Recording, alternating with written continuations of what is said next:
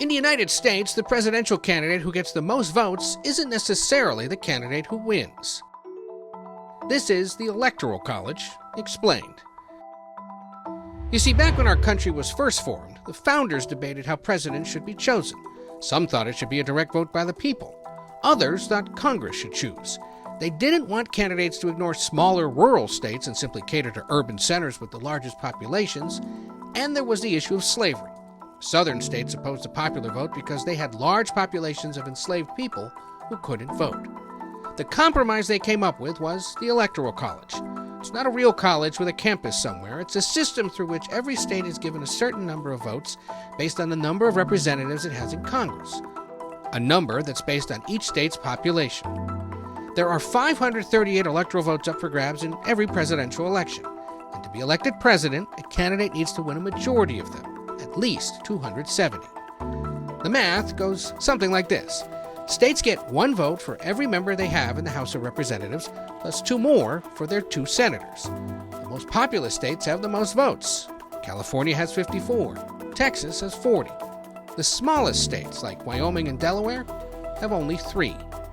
The thing is, almost every state operates by a winner-take-all rule, where all the state's electors go to the candidate who got the majority of that state's votes.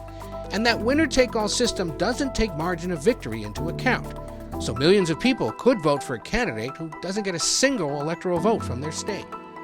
That's why there have been 5 times in U.S. history when the candidate who won the White House actually lost the popular vote, meaning they won the Electoral College despite more Americans voting for their opponent.